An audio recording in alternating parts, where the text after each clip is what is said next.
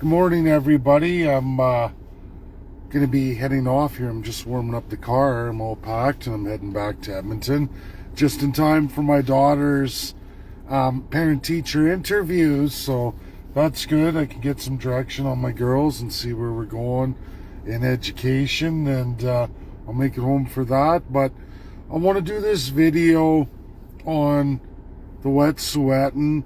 I want to be careful how I do it, because it's much different from even the majority of the numbered treaties and those First Peoples, as well as Canadians and misunderstandings. Federalism completely explained that universally First Peoples and Canadians together don't get it. They don't get it. And I want people to understand that what I experienced the Wetsuweten is much the same as I experienced with the Six Nations. Now, these are the unceded peoples here in Canada, folks. And what does that mean? It means they never signed treaties. They resisted the Canadian government, the UK before that, and even the French.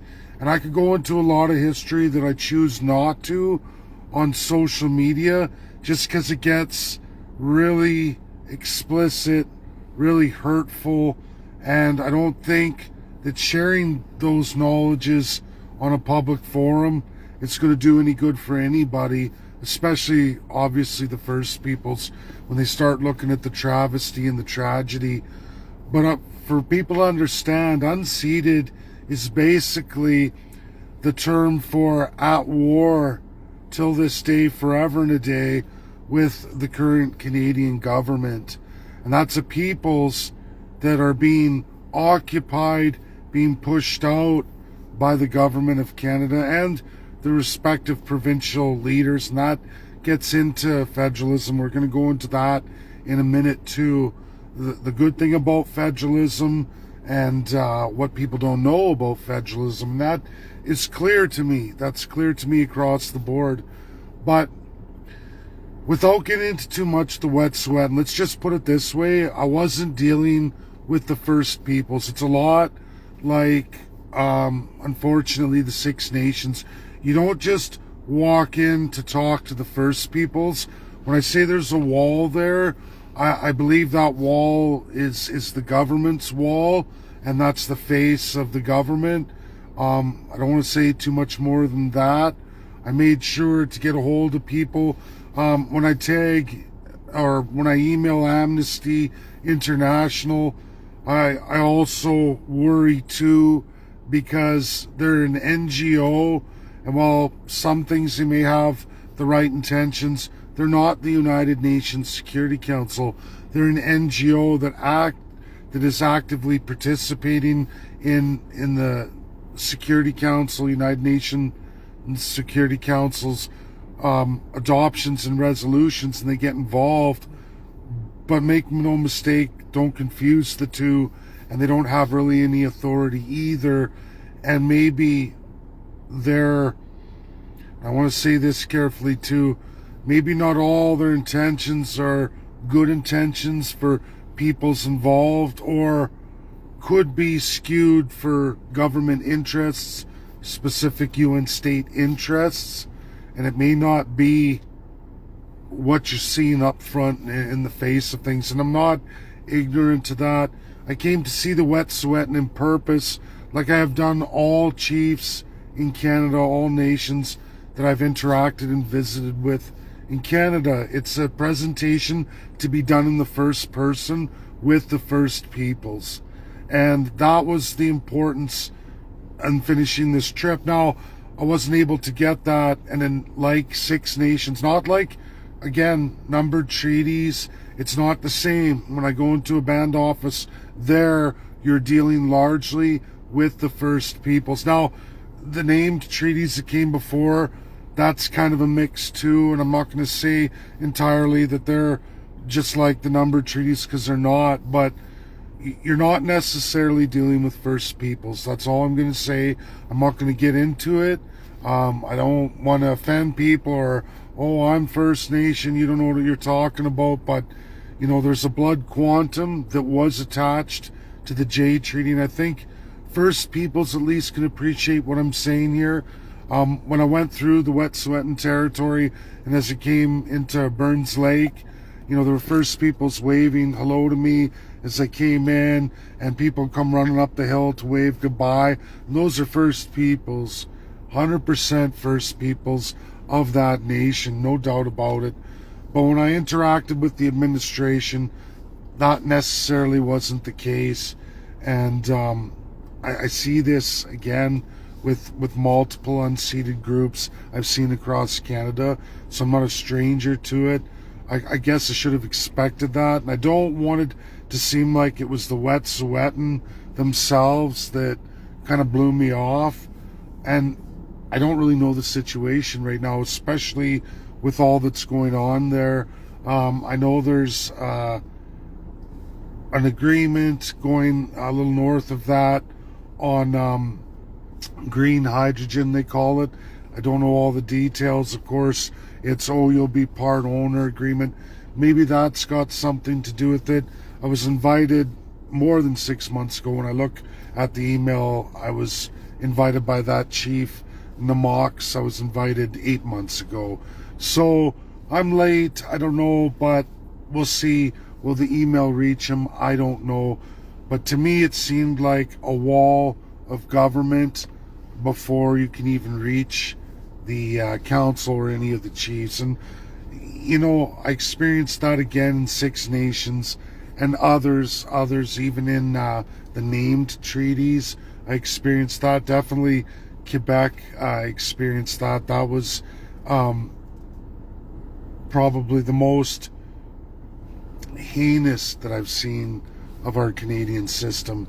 And of course, that's Quebec. And if you ever go to the Parliament of Quebec, you will see the visual reality of where First People sit in this country. Not hidden, not monuments removed like the Parliament of Canada, hiding this historical travesty that's embedded constitutionally forever and a day in Canada. So that's all I'm going to say about it as best I can without crossing lines and boundaries. I just don't want people to think it was the Wet'suwet'en necessarily themselves that blew me off. Now, federalism. Federalism is the idea of dividing government powers between regions and a national system, absolutely invented by the First Peoples. The clearly two most powerful military nations, the two most powerful supply and value chains when we look at economics in the world today, bar none, is USA and Russia. Forget all the propaganda. This is in real economic markers, real socio-cultural markers, and an absolute military might. They are tiny countries in respective to world population. Russia and USA represent 1/16 of the world's population, but they clearly have nearly 60% of the military might, and in some respects, all of the might the world could ever have, they hold.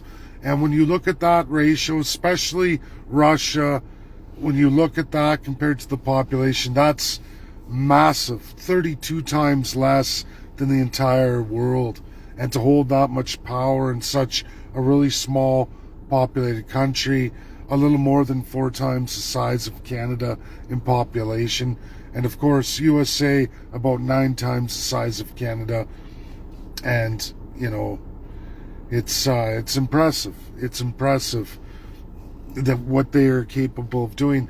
That is in federalisms. That is in the idea that you have a national government with a set of powers, but the government doesn't hold it all as a centralized state. They give a tremendous amount of powers to each and every region. This is where you get your cultural differences, your language differences, your social, which is health, education.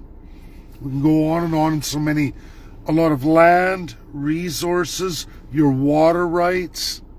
There's many, many rights. That's a federalism. Now, Canada has a federalism, but it only bestows it on the crown premiers, whomever we all elect in our respective provinces or territories. For all the First Peoples of Canada, since Canada's inception and just a few short years after, federalism that you invented, the Iroquois Confederacy, which is a massive military might of the First Peoples who were dramatically less advanced than the forces that they fought in the Indian Wars. And this is the American Indian Wars that went on for 85 years, the longest running wars in American history. Never mind the British, French before. And the First Peoples held out like no other peoples ever recorded in world history, with such massive separation in advanced technologies, especially in military combat, when you get into cannonballs, muskets, and on through the time. And they were able to hold off considerably. It took a very long time for the Wild West to fall. And remember, there's periods of literally 600 years of colonial exploits of many nations. Absolutely 5 of the major colonial powers of the world. And First Peoples held on like nobody else. They did that in federalism. The ability to take multilinguistic, multicultural societies who generally don't ever get along, and some may trade, but some don't, and they're warring fractions. But all of a sudden, all that's put aside in a national idea, in a national level, automatically, quickly, they organize, and they were able to mount an effective offense very quickly. And America, when you read all the American Indian Wars, you see this over and over, and it baffled Americans. And of course, in time, the federalism, which is represented in the Constitution of the United States, which would later come up, would work out, and then they would use that same offense against the First Peoples themselves. Now, what did Canada do with that concept of federalism? Now, USA and Russia absolutely embraced the First Peoples federalism. You see that in the country's designs today, their effectiveness over 247 years to over 120 years, respectively. But what did Canada do with that? Well, they said immediately with the Indian Act 1876, there will be no federalism. That's what the Indian Act 1876 is. We will forbid the First Peoples from ever participating in their federalism that they invented ever again.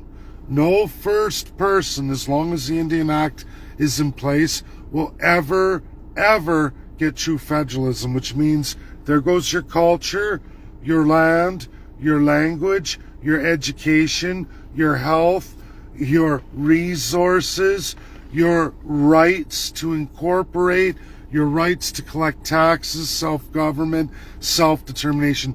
All the enjoyments of a province or territory have been removed from you forever and a day.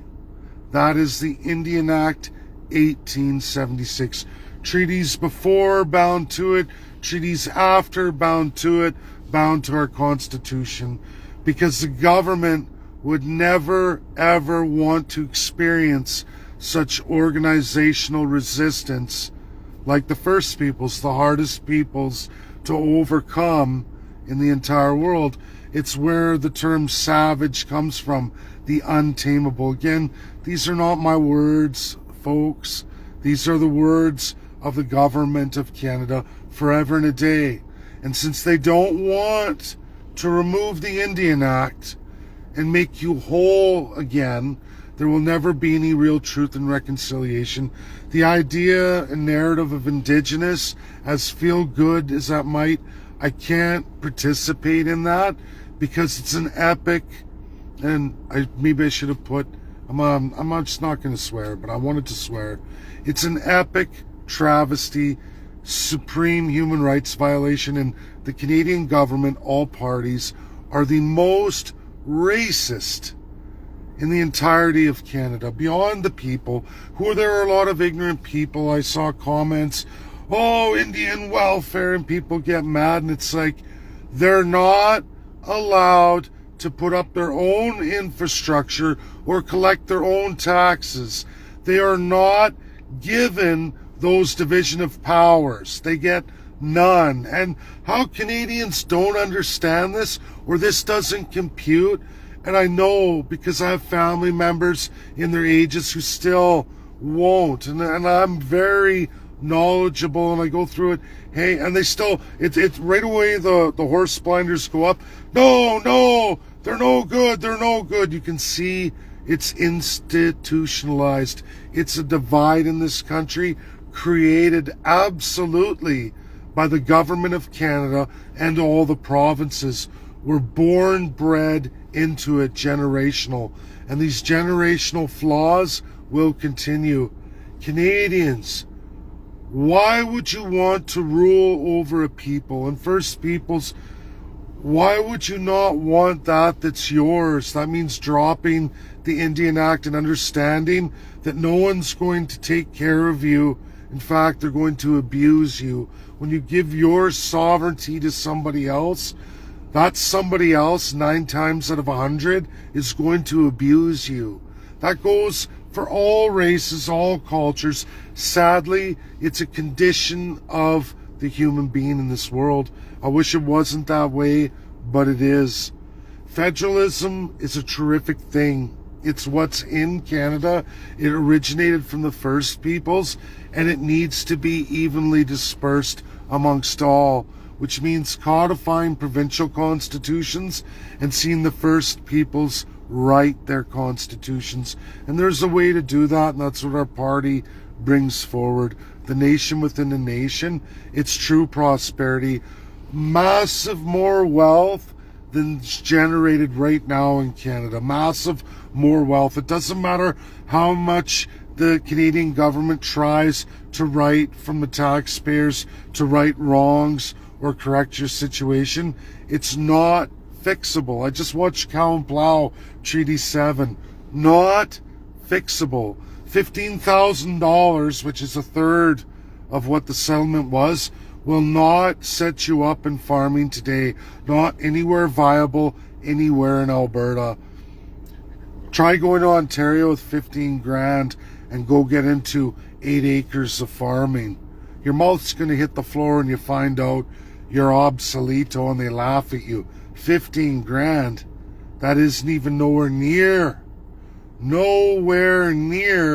the down payment you need to even get started on 8 acres. 8.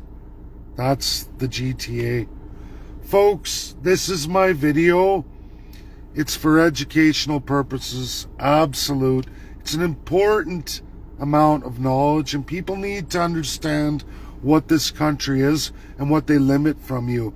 Canadians, you're all limited in federalism. The federalism isn't for you. It's for your premiers who don't want to constitute. They don't. They have tremendous autocratic power. They get the division of powers, but they don't share it amongst the people, which is called for. Part V, Section 58, Forever and a Day, 1867.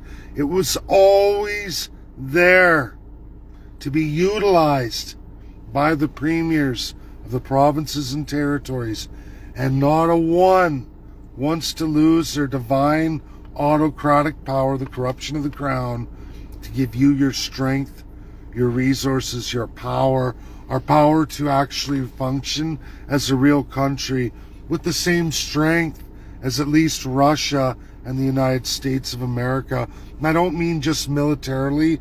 Sure, that can be a part of it, but our strength as a united country for once, instead of being a north and south set of little states, individual that don't even know who they are, who don't even have their own sovereignty or their own pride in themselves. And that's the truth. we fight, compete with each other, we try to step on each other. That's institutionalized from the crown. We need to stop it.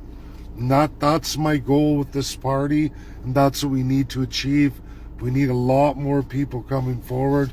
I'll start up again next Sunday. Sorry, everybody, this trip had to be done. It's finished. Canada is completely finished. There's no problem in our registry now. Nobody's going to come forward and be able to say, oh, you didn't do this or you didn't do that. It's done. It's done. Tremendous amount of resources, money, and work. I'm glad to donate that, but I'm going to need help now because I can't carry the load and I can't do it alone. Anyways, God bless everybody. Share, share, share. Get the video out there. It's important. People need to know this stuff. Bye now.